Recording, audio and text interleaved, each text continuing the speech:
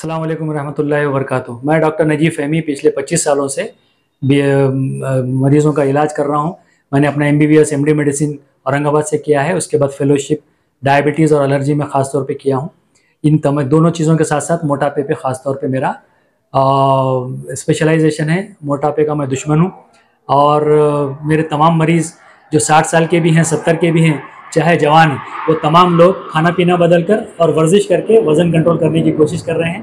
आप भी अपने वज़न को कम करना चाहते हैं तो बगैर दवाओं के अपने लाइफस्टाइल को, खाने पीने को बदल के हम इस चीज़ को हासिल कर सकते हैं।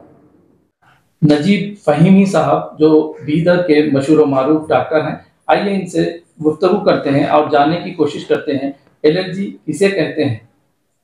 सर, सबसे पहले हमारे टीवी भारत के ख़ास प्रोग्राम में आपका इस्तकबाल है। अस्सलाम वालेकुम, बहुत बहुत शुक्रिया। तो एलर्जी से मुताल्लिक़ आप एलर्जी किसे कहते हैं, जब ये बताएं। एलर्जी एक बहुत आम बीमारी है, लेकिन ऐसा देखा गया है कि ये बीमारी बहुत निगलेक्टेड है, यानी इसका डायग्नोसिस करना आम तौर पर मिस हो जाता है। उसको आम सर्दी जुकाम समझकर लोग वक्त गुजारते रहते हैं। सिंपल ये है कि सर्दी जुकाम जो होता है सादा, वो 4-5 दिनों में अपने आप ठीक हो जाता है, लेकिन एलर्जी आम तौर पर साल के 12 महीने हो सकती है या कम से कम कुछ महीनों तक होती रहती है। एलर्जी में होता यह है कि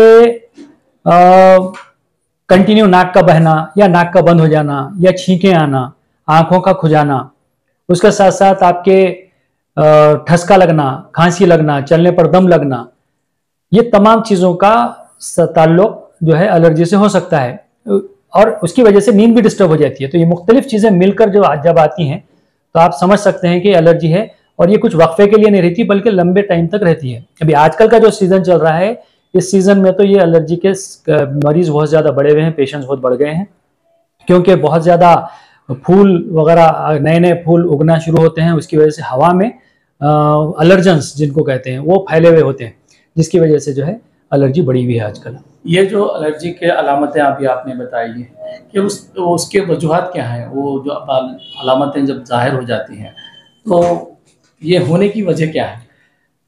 एलर्जी की वजह ये समझ लीजिए कि ये सब नॉर्मल चीज़ें हैं जिसके खिलाफ जिस्म क्या करता है, एक्स्ट्रा और रिएक्शन करता है। वही हवा में तमाम लोग रह रहे हैं, घर के अफराद खानदान समझिए 5 हैं, लेकिन एक साहब को ये होता है कि बार बार मैंने जो सिम्टम्स बताया तमाम चीज़ें हो जाती, नाक बंद हो रही, नाक बह रही, या फिर ठसका लग रहा, सांस हो जा रही। वही हवा में बाकी लोग हैं, लेकिन वो बाकी लोगों को वो हवा नॉर्मल ट्रीट होता है। उनका जिस्म क्या करता है, वो हवा में मौजूद जो चीज़ें उनके नाक के जरिए से जिस्म में पहुंचती हैं उसको नॉर्मल कंसिडर करता है। लेकिन जिन साहब को एलर्जी है या जिस खातून को एलर्जी है, उसकी नाक में जब ये नॉर्मल चीज़ें दाखिल होती हैं तो उसका जिस्म कहता है कि भाई अटैक हो गया, हमला हो गया, तो उसके खिलाफ केमिकल रिएक्शन नाक में शुरू हो जाता है। वो केमिकल रिएक्शन नाक से बढ़ते बढ़ते जब फेफड़ों में जाता है तो वो उसको एलर्जी के पूरे सिम्टम्स आना शुरू होते हैं।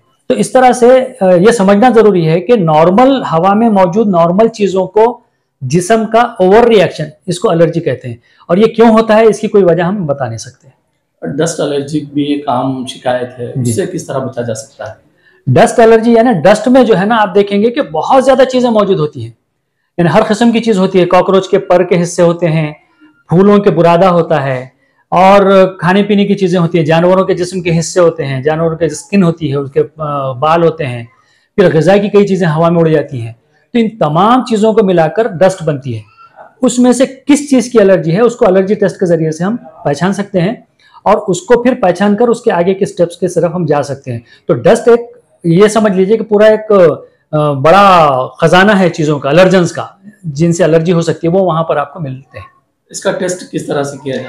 इसका टेस्ट करने के लिए सबसे गोल्ड स्टैंडर्ड जिसको बोलते हैं, सबसे टॉप का जो टेस्ट है, उसमें यह किया जाता है कि जिन चीज़ों के बारे में हमको डाउट है, जैसे हम टेस्ट करते हैं, हमने ये किया है कि बीदर और बीदर के अतराफ जितने झाड़ हैं, जितने फंगस हैं, जितने जरासीम हो सकते हैं, या फिर कुत्ता है, बिल्ली है, कॉकरोच है, बिस्तर में मौजूद कुछ जरासीम होते हैं, कबूतर है, इन तमाम चीज़ों के हमने एलर्जेंस जमा किए, यानी उनके जिस्म के वो हिस्सों को हमने जमा किया है, केमिकल्स जमा किए हुए हैं, प्रोटीन्स, उससे हम जिस्म पर लगाते हैं और आहिस्ता आहिस्ता उसको टेस्ट करते हैं।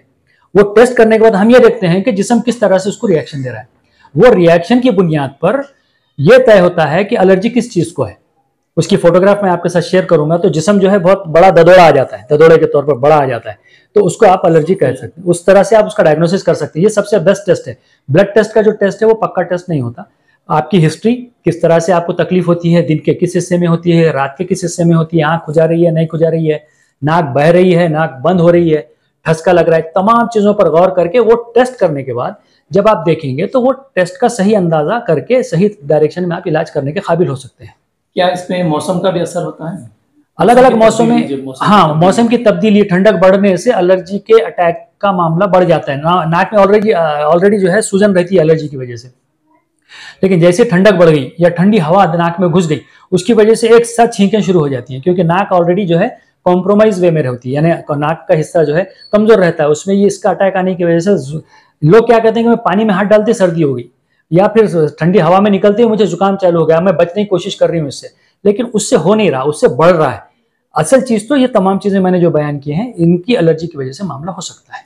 बहुत सारे लोगों को, जैसे आपकी फूल की खुशबू हो या फिर परफ्यूम हो, अतर हो, उससे भी बहुत सारे लोगों को इस तरह की शिकायत हो रही है। जी हाँ, तो मैंने वही बयान किया कि तेज खुशबू, तेज बू, बावर्ची खाने की बू होने दीजिए या सेंट की बू होने दीजिए या पेट्रोल की बू होने दीजिए, इन तमाम चीज़ों की वजह से ये बढ़ जाता है।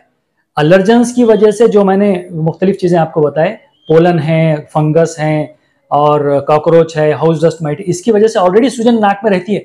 फिर उसके बाद जैसे ये चीज़ें तेज अंदर दाखिल होती हैं, उसकी वजह से तेजी से फिर रिएक्शन आ जाता है।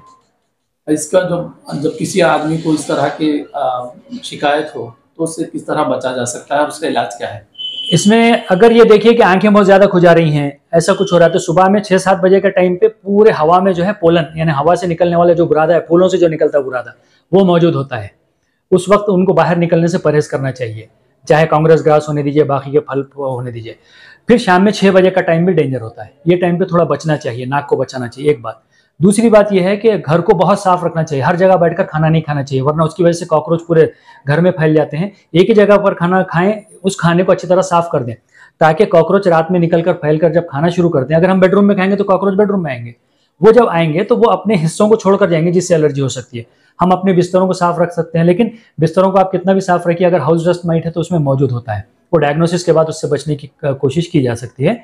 तो ये अगर बार बार हो रहा है तो उसका सबसे बेहतरीन तरीका ये है कि इसको कंट्रोल कर लिया जाए, वरना नाक से होते होते, नाक और आंखों से होते होते जब फेफड़ों में जाता है तो दम्मा होने का खतरा बढ़ जाता है आगे चलकर।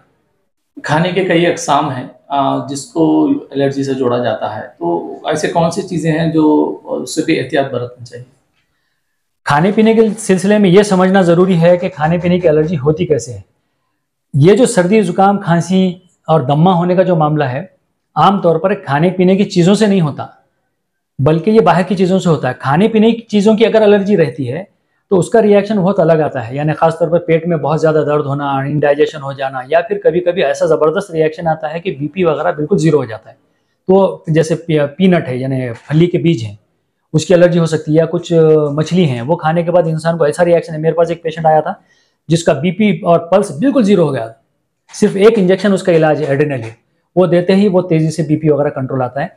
तो ये खाने पीने की एलर्जी हर चीज़ों में, हमारे इलाके में खासतौर पे ये देखा गया है कि हर आदमी जो है खाने में कुछ ना कुछ बीमारी ढूंढता है।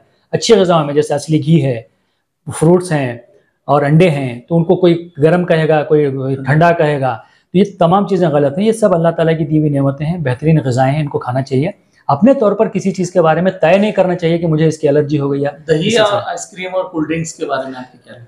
दही और आइसक्रीम, दही तो बेहतरीन ग़िज़ा है, वो उसको खाना चाहिए, पेट के लिए बहुत अच्छी ग़िज़ा है, उसमें कोई ठंडक का उसका ताल्लुक नहीं है। मेरे एलर्जी के मरीज़ आइसक्रीम खाते हैं, मेरे एलर्जी के मरीज़ तमाम फ्रूट खाते हैं और वो छाछ पीते हैं, सब करते हैं। लेकिन आइसक्रीम ये है कि उसमें आर्टिफिशियल फ्लेवर्स जब आना शुरू हो जाते हैं, केमिकल्स जब आना शुरू हो जाते हैं, आइसक्रीम एक अच्छी चीज़ है, लेकिन घर में बनाई हुई आइसक्रीम अच्छी हो सकती है, लेकिन जब प्रिजर्वेटिव मिल जाती है, उसको ख़राब होने से बचाने के लिए जो चीज़ें केमिकल्स मिलाते हैं, वहाँ से वो ख़राब होना शुरू हो जाती है। कोल्ड ड्रिंक्स तो ज़ाहिर है उसमें बहुत ज़्यादा शुगर होता है और पूरा का पूरा वो आर्टिफिशियल ग़िज़ा है, यानी मसनूई चीज़ें हैं ना, उसकी वजह से जो है आपको बहुत ज़्यादा नुकसान होता है। उससे बेहतरीन चीज़ है नींबू का पानी है, छाछ है और लस्सी है, ये तमाम चीज़ें आप घर पे बनाकर इस्तेमाल कर सकते हैं कोल्ड ड्रिंक की जगह पर। ये थे बीदर शहर के मशहूर व मारूफ डॉक्टर नजीब फ़हीमी, जो एलर्जी से मुताल्लिक़ तफ़सीलात बता रहे थे। ईटीवी भारत के लिए बीदर से मुबीन अहमद।